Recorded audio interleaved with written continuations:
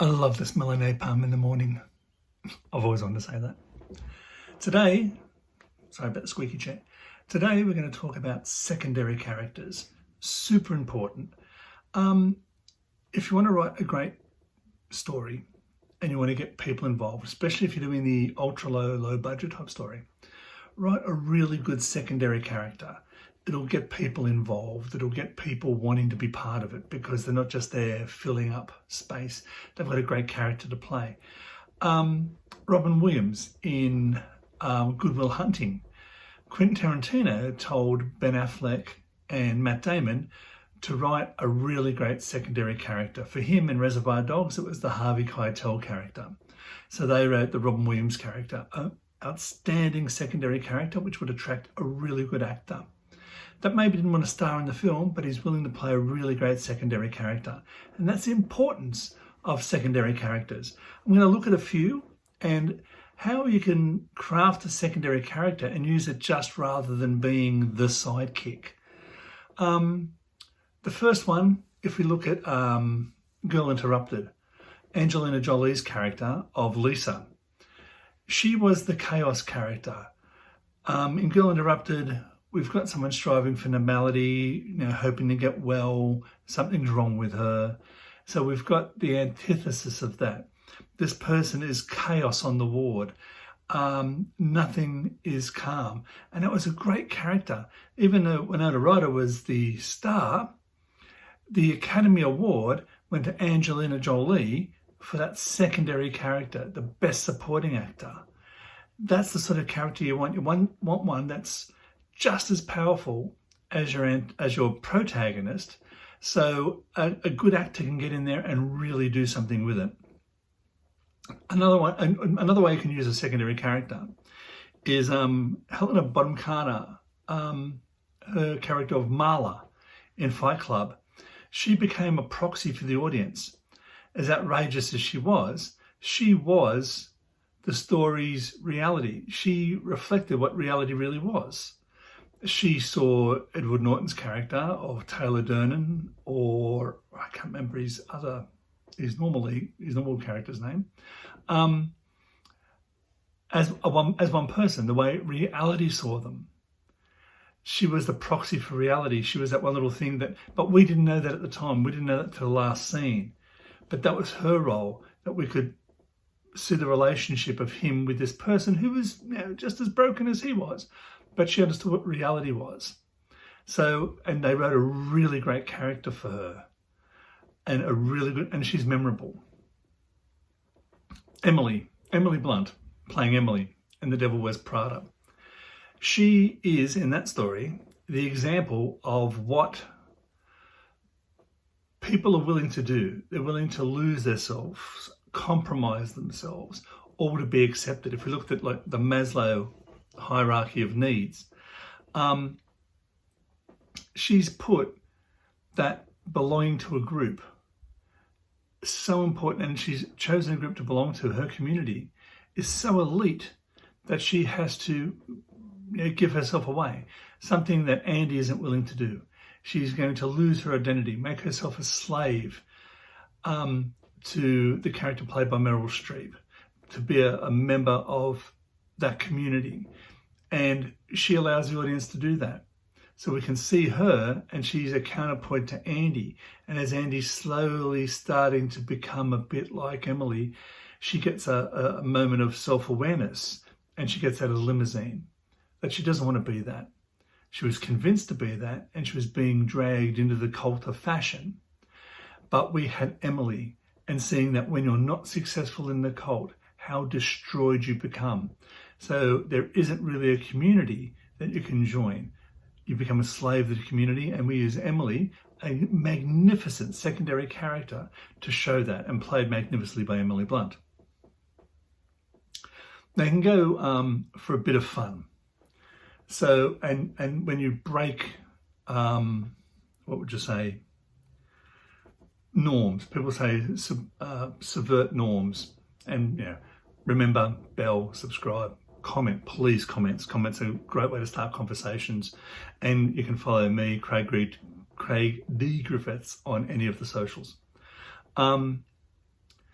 Hit Girl, out of the first Kick-Ass film.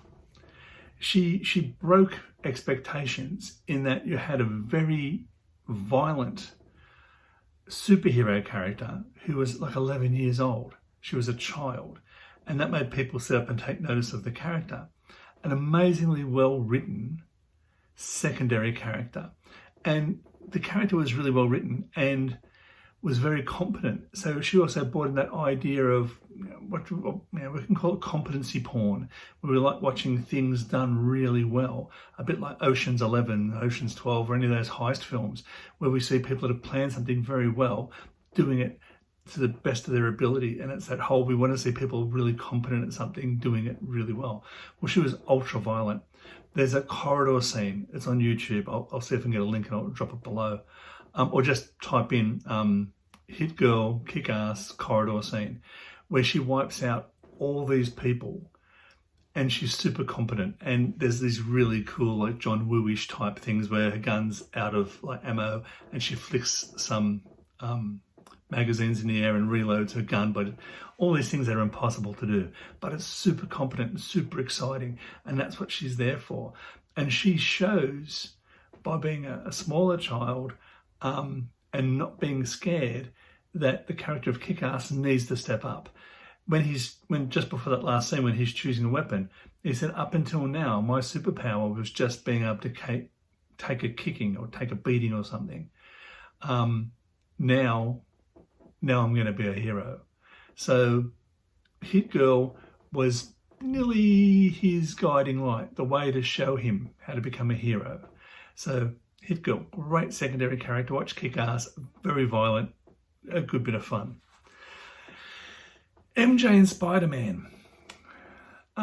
Mary Jane, especially in the new ones, is a way for the audience to see what Peter would have been if he wasn't Spider-Man. Super smart, nice person, competent, not a fading flower, no damsel in distress. That's the sort of person Peter could have been if he wasn't Spider-Man. He could have been smart, engaging. So that's why they're attracted. That's why they're a couple. That's why they fall in love, because they're meant for each other.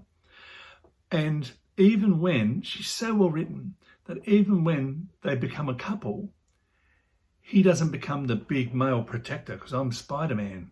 If you see the latest film, she's surrounded by people and it's getting quite bad for her. She's getting harassed. You can see it's about to turn to mob violence.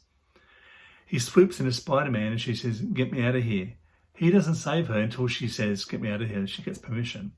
And he says, but you don't like swinging on the whatever way he says it. She says, I don't care, get me out of here.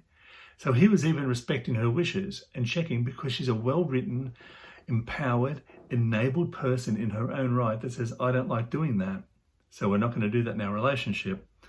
And it's just not like, I know it's better for you because I'm the superhero. They made her an autonomous, well-written character. So a great secondary character. When you write secondary characters, you have to give them a role in the film, not just to be there in the background doing something, or not to be the person that gives laughs to your main character, or they've got to do something within the film. If they're going to be a well-written main character, they're just as important as your first character.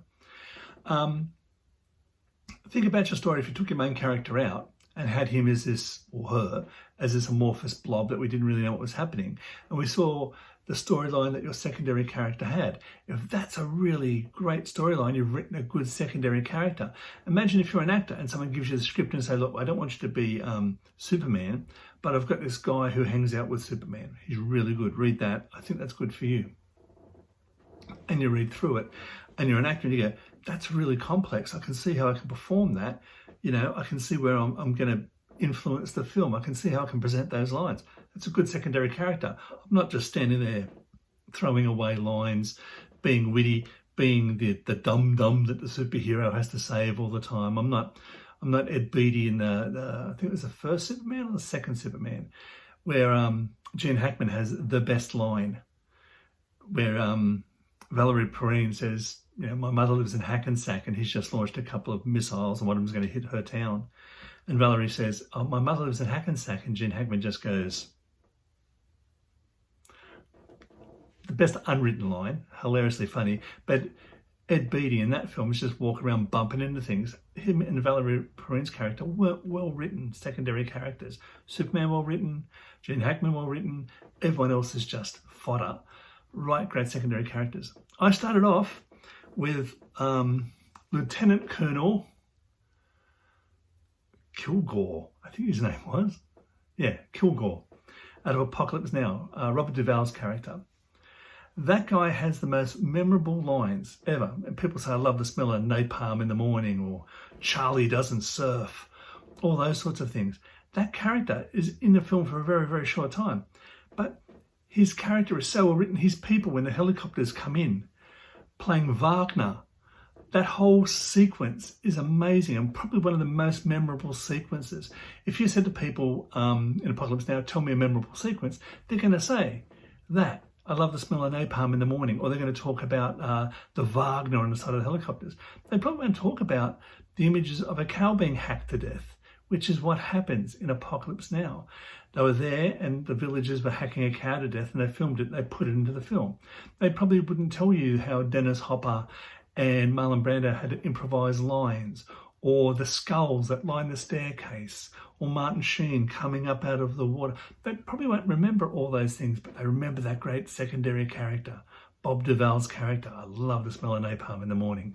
That's it, guys. Secondary characters, super important. Take your main character out and see if your secondary character could hold the film by himself. If they can, she's a great secondary character, and that's what you need in your stories. Concentrate on secondary characters and your whole film is lifted. They become the Bette Midler. They become the wind beneath your wings.